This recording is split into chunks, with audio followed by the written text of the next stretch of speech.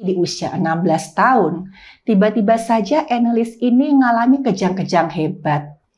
Dan saat dibawa ke rumah sakit, dokter mendiagnosis Annelies dengan temporal lobe epilepsi. Annelies ini sempat menjalani pengobatan medis, tapi dia merasa nggak ada perubahan di kondisinya. Bahkan di usia 18 tahun, Annelies harus dirawat di rumah sakit jiwa karena dia mulai halusinasi. Dan dia juga dengar suara yang bilang, "Kamu dikutuk, kamu akan dibakar di neraka." Mereka membawa anak mereka ke seorang ahli spiritual. Yang artinya, mereka setuju untuk dilakukan ritual pengusiran setan.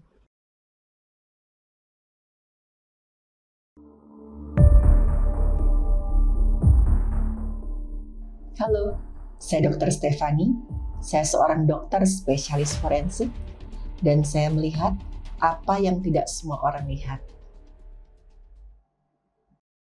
Halo, balik lagi di channel Dr. Stefani. Ada satu film yang cukup membekas di ingatan saya. Judulnya The Exorcism of Emily Rose. Karena di film ini itu menunjukkan kalau yang namanya setan bisa menyakiti manusia tanpa diprovokasi. Film ini katanya terinspirasi oleh kisah nyata seorang perempuan bernama Annelies Michel yang katanya kerasukan setan sampai harus menjalani ritual pengusiran setan atau exorcism yang akhirnya membuat Annelies meninggal dunia. Saking menghebohkannya kasus Annelies ini, beberapa kali kasus kematian Annelies dibahas di jurnal kedokteran. Seperti apa analisa medisnya? Ayo kita bahas.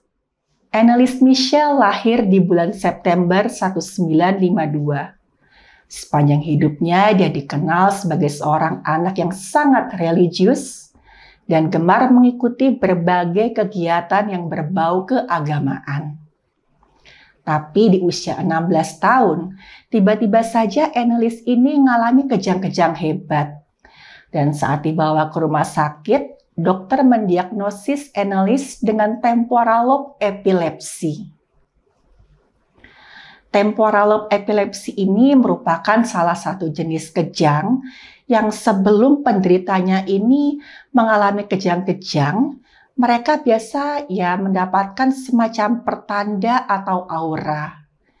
Biasanya penderitanya ini akan berhalusinasi, mencium bau-bauan tertentu, mendengar suara-suara, kadang juga merasa takut, cemas, paranoid.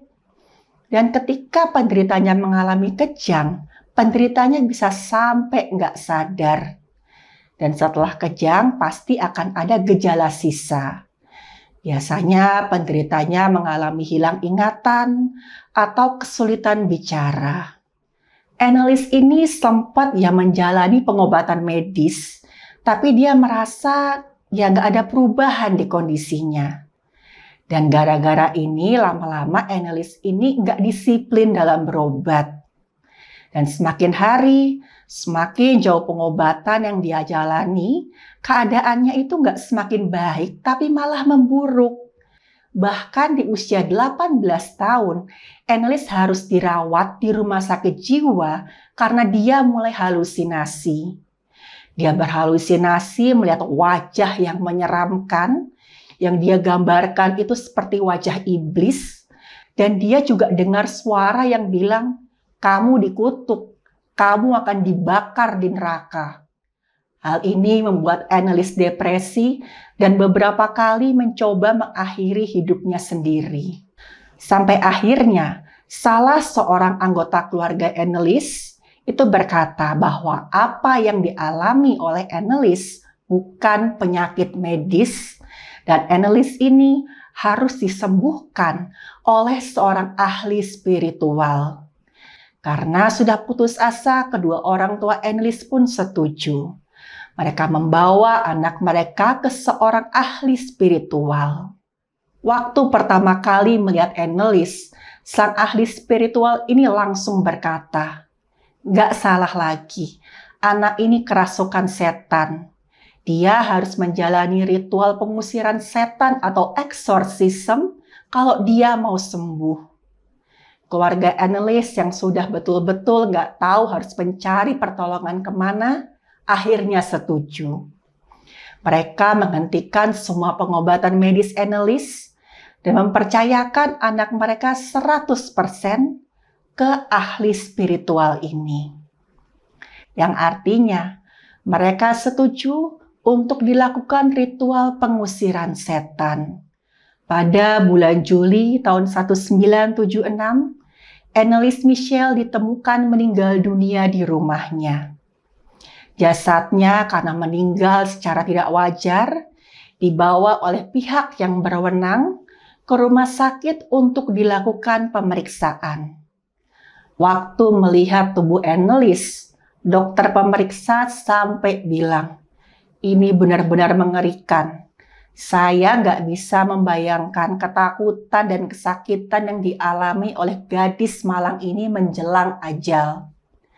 Karena saat itu dia menemukan tubuhnya Annelies ini sudah kurus kering, menunjukkan tanda kekurangan gizi dan dehidrasi yang sangat parah. Dan gigi-giginya semuanya patah. Dan kedua lututnya patah, sampai tulang tempurung lututnya itu remuk. Katanya, karena Annelies ini terlalu sering dipaksa berlutut. Dan di sekujur tubuhnya Annelies, ada banyak sekali luka lecet dan memar akibat hantaman benda tumpul. Sebab kematian Annelies adalah dehidrasi dan malnutrisi yang sangat parah. Pihak yang berwenang kemudian memeriksa kedua orang tua Annelies dan juga ahli spiritual yang menangani Annelies. Ahli spiritual itu berdalih kalau yang namanya Annelies ini benar-benar kerasukan setan. Dan gara-gara itu Annelies harus menjalani ritual sampai sebanyak 67 kali ritual pengusiran setan. Di mana di ritual itu dia sama sekali tidak diberi makan dan minum. Dan ketika Annelies ini kejang-kejang, teriak-teriak, dia sama sekali tidak mendapatkan pertolongan medis. Dan pada saat Annelies ini muntah-muntah, dia bahkan sampai tersedak muntahannya sendiri. Dan itu membuat Annelies mengalami infeksi paru-paru yang sangat parah. Dan setelah mendengar keterangan dari si ahli spiritual ini, pihak yang berwenang menahan kedua orang tua Annelies dan juga si ahli spiritual atas dasar penyiksaan dan penelantaran anak. Beberapa artikel menyebutkan apa yang terjadi selama prosesi pengusiran setan kurang lebih sama seperti yang kita lihat di film Exorcism of Emily Rose. Tapi tentu aja di film tersebut udah ditambah efek-efek agar lebih dramatis. Selama prosesi pengusiran setan, Annelies itu berteriak-teriak dengan bahasa asing. Ini salah satu dasar yang membuat si ahli spiritual ini yakin Annelies kerasukan. Padahal bahasa yang diucapkan oleh Annelies itu adalah bahasa-bahasa yang sudah dia pelajari di sekolah sebelumnya. Dan kemungkinan besar pada saat dia sedang kejang-kejang atau dilanda rasa sakit dan takut selama ritual, tanpa sadar bahasa itu keluar. Annelies juga mengalami muntah-muntah selama prosesi. Kalau yang sudah pernah nonton film Exorcism of Emily Rose, ini adalah salah satu adegan yang paling mengganggu, di mana anak yang kerasukan setan ini menyemburkan cairan kehijauan dari mulutnya. Tapi sebenarnya keadaan ini ada penjelasan medisnya. Karena Annelies tadi kan dia mengalami kejang-kejang. Dan kejangnya itu nggak tertangani. Keadaan ini membuat jaringan otaknya itu membengkak. Dan otomatis penekanan dalam rongga kepalanya ini semakin tinggi. Penekanan pada rongga kepala ini akan mengusik satu bagian di otak yang namanya pusat muntah. Dan ini yang menyebabkan Anneliese mengalami muntah yang menyembur atau disebut juga dengan muntah proyektil. Selama proses kasus ini, baik dari pihak pengadilan dan juga pihak yang berwenang, berkonsultasi dengan ahli spiritual lain. Dan mereka sangat menyesali kenapa prosesi pengusiran setan yang dijalani oleh Anneliese sama sekali tidak memperhitungkan kondisi medisnya. Padahal yang namanya pengobatan alternatif nggak boleh sama sekali lepas dari kondisi medisnya pasien. Dan sejak kasus Anneliese ini, akhirnya ditetapkan satu peraturan di mana setiap prosesi spiritual atau pengobatan alternatif tetap harus berkonsultasi dengan ahli medis. Tapi sayangnya sampai sekarang tidak semua orang itu tahu dan peduli akan hal ini. Dan pada akhirnya korban yang mengalami prosesi pengusiran setan tanpa berkonsultasi dengan ahli medis, mereka mengalami akhir yang tragis. Sebagai contoh, kasus-kasus berikut ini. Di India, pernah ada seorang anak perempuan berusia 9 tahun yang diduga kerasukan oleh ibunya. Jadi ibunya ini sering lihat anaknya kayak bicara sendiri sama teman hayalannya. Karena khawatir, sang ibu pun membawa si anak ini ke ahli spiritual untuk berkonsultasi. Dan ahli spiritual berkata, kalau anaknya ini kerasukan setan dan harus menjalani ritual pengusiran setan. Dan si ibu saking percayanya dengan ahli spiritual ini, dia setuju. Dan selama ritual, anak ini dipukuli terus badannya oleh si ahli spiritual ini, tujuannya agar setan di tubuhnya itu mau keluar. Anak ini juga tidak diberi makan, tidak diberi minum, dan cuma dikasih sirup obat racikan dari ahli spiritual ini. Dan setelah 3 hari menjalani prosesi, anak ini pun meninggal dunia. Jasad anak ini pun dibawa ke rumah sakit oleh pihak yang berwenang untuk dilakukan pemeriksaan. Hasil pemeriksaan dokter didapatkan bahwa di sekujur tubuh anak ini ada luka memar yang berbentuk garis, di mana itu menunjukkan bentuk senjata yang digunakan untuk memukuli tubuhnya anak ini. Saking kuatnya pukulan dari si ahli spiritual ini, sampai senjatanya itu nyeplak di badan anaknya. Selain itu juga didapatkan beberapa luka bakar yang mirip sundutan rokok di beberapa bagian tubuh si korban ini. Dan total perlukaan di tubuh anak malang ini mencapai 58 perlukaan. Dan waktu diotopsi, yang namanya otot itu penuh resapan darah. Selain itu, dokter pemeriksa juga menemukan adanya cairan di paru-paru. Jadi pada saat anak ini dalam kondisi lemah, dia dipaksa minum sirup obat racikan si ahli spiritual ini. Dan saking lemahnya anak ini karena dia kesakitan dan sudah kekurangan cairan, kurangan makanan, dia tersedak. Dan itulah yang menjadi sebab kematiannya. Itu menunjukkan ya kalau yang namanya kurangnya pengetahuan akan satu hal itu bisa berakibat fatal. Dan kejadian semacam tadi itu nggak cuma terjadi di anak-anak, tapi juga di orang dewasa. Di Korea, pernah ada seorang laki-laki berusia 21 tahun yang dipaksa mengikuti prosesi pengusiran setan oleh keluarganya. Dari keterangan keluarganya, laki-laki ini tuh sering tiba-tiba aja mengamuk dan marah-marah tanpa sebab yang jelas. Padahal dari keterangan teman-teman si laki-laki ini, dia tuh cuman stres karena pekerjaan.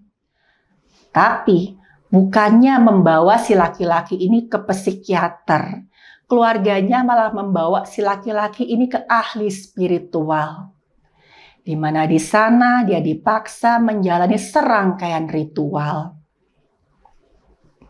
Selama ritual, laki-laki ini dipuasakan sampai berhari-hari dan dia dipukuli di bagian tubuh dan wajahnya. Lagi-lagi tujuannya agar setan di tubuhnya itu cepat keluar. Dan puncaknya, waktu si ahli spiritual ini membekap wajah si laki-laki menggunakan handuk yang panasnya itu setara air mendidih. Dan setelah itu laki-laki yang malang ini pun meninggal dunia. Pada saat diotopsi, dokter pemeriksa menemukan saluran nafasnya dari hidung sampai paru-paru itu melepuh. Gara-gara dia dipaksa menghirup uap panas di handuk itu. Dan itulah penyebab kematian si laki-laki yang malang ini. Kita juga beberapa kali mendengar kasus yang serupa, di mana satu gangguan medis dianggap sebagai gangguan mistis. Dan bahayanya setelah itu terjadi salah penanganan, yang akhirnya malah mencelakakan nyawa penderitanya. Orang dengan gangguan kejiwaan, anak-anak, atau mereka yang punya kesulitan komunikasi, itu sangat rentan menjadi sasaran kekerasan. Karena itu, saya menghimbau sekali bahwa dalam menangani satu masalah, sebaiknya berkonsultasilah pada ahlinya, seperti spesialis anak, psikiater, psikolog, karena ya memang ada beberapa hal yang belum bisa dijelaskan secara medis. Tapi, dalam memilih pengobatan spiritual atau pengobatan alternatif, tetap harus mempertimbangkan sisi medis dari pasien ini. Tetap harus diketahui, apa pasien punya penyakit kejiwaan, penyakit saraf, atau lainnya. Dan dalam memilih pengobatan alternatif, penting untuk selalu meng-cross-check dulu benar atau tidaknya proses yang akan dijalani. Kalau ada indikasi akan membahayakan atau sampai mengancam nyawa penderita, lebih baik stop, jangan dilakukan. Jangan sampai ada lebih banyak lagi korban yang harus kehilangan nyawa mereka secara sia-sia akibat ketidaktahuan. Sekian episode kali ini, sampai ketemu di episode berikutnya.